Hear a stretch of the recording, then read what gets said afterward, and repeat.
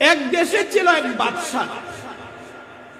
বাদশার ছিল সুন্দরী এক মেয়ে, কিন্তু বাদশার মনে চাইছে তার এই সুন্দরী মেয়েকে এই দেশের সবচাইতে বড় একজন আলিমের কাছে বিয়ে দিবে। এই জন্য বাদশাহ তার আশেপাশের লোক যারা ছিল তাদেরকে বলল, দেখো আমার মনে চাইছে আমার মেয়েকে এই দেশের সবচাইতে বড় একজন আলেমের কাছে বিয়ে দিব, তোমরা একজন আলেম বের করো, আমার মেয়েকে আলেমের কাছে বিয়ে দিব। কিন্তু এই দেশে ছিল এক চোরার বাটপার, সারা জীবন চুরি করেছে আর মানুষের সাথে বাটপারি করছে। এ চিন্তা করলো, সারা জীবন ভর মানুষের দুঃখা দিলাম, চুরি করলাম আর বাটপারি করলাম, এবার যেহেতু বাদশাহ একটা সুন্দর অফার দিছে, যে কোনো ভাবে বাদশার মেয়েকে আমার বিয়ে করা লাগে। কিন্তু বাদশাহ কি চুরের কাছে বিয়ে দিবে না আলেমের কাছে? আলেমের কাছে দিবে। এত চুর, এর কাছে তো আর বিয়ে দিবে না।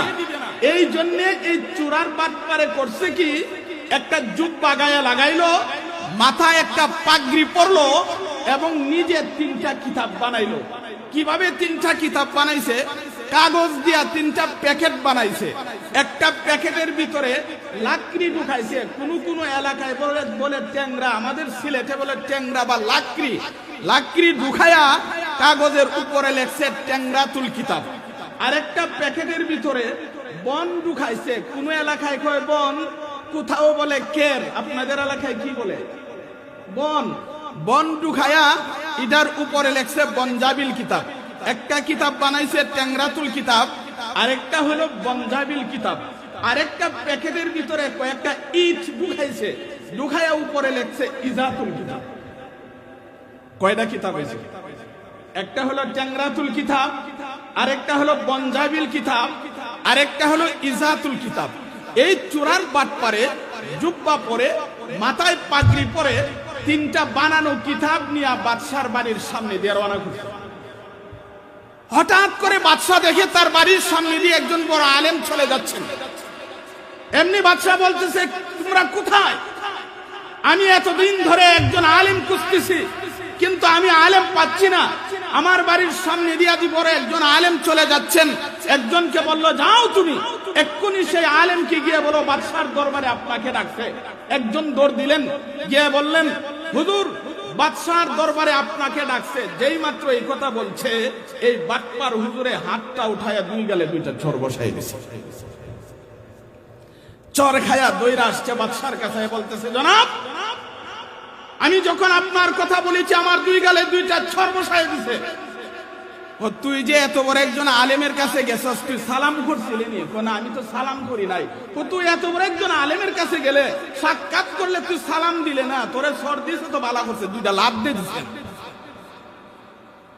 এবার যাও, সুন্দর করে সালাম দিবা, সালাম দিয়ে বলবা বাদশার দরবারে আপনাকে ডাকছে। এবার এই লোকটা আবার দৌড় দিলেন, দৌড় দিয়ে গিয়ে বলতেছেন, আসসালামু আলাইকুম ওয়া রাহমাতুল্লাহ, হুজুর বাদশার দরবারে আপনাকে ডাকছে। এই বাটপারে কয়, বাদশার দরবারে যদি আমার প্রয়োজন, আমার বাদশার দরবারে আমার কোনো প্রয়োজন নাই। বাদশার যদি প্রয়োজন হয় আমার কাছে আসবে, আমি যাবো কেন তার কাছে? কি একটা ভাব ধরছে। এবার বাদশা বলতেছে, আচ্ছা তুই যে 2 বার গেলে তার কাছে কি দেখে আসলে? জনাব তার কাছে 3টা কিতাব দেখছি, এমন কিতাব আমার জীবনে আর দেখি না। কি কিতাব দেখছ? জনাব একটা কিতাব হলো ট্যাংরাতুল কিতাব, একটা কিতাব হলো ইজাতুল কিতাব, একটা কিতাব হলো বনজাবিল কিতাব। বাদশা হয় সর্বনাশ, জীবনে কত কিতাব দেখলাম, আল কুরআনুল কারীম দেখলাম, বুখারী শরীফ দেখলাম, মুসলিম শরীফ দেখলাম, তিরমিজি শরীফ দেখলাম, ইবনে মাজাহ দেখলাম, তাফসিরে কবির দেখলাম, তাফসিরে রুহুল মানি দেখলাম, তাফসিরে রুহুল বায়ান দেখলাম, তাফসিরে কুরতুবী দেখলাম, তাফসিরে বাগবী দেখলাম, তাফসিরে মারুফুল কোরআন দেখলাম।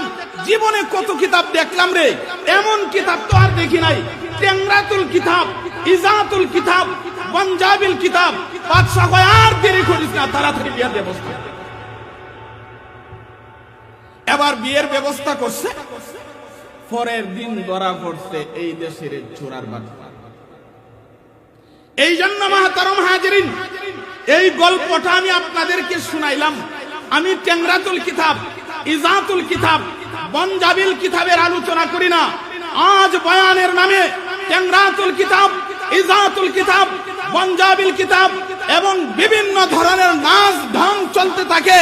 আমি আপনাদের সামনে কুরআন এবং হাদিস দেখে কিছু সময় আলোচনা করতে চাই। সবাই শুনতে রাজি আছেন তো ইনশাআল্লাহ?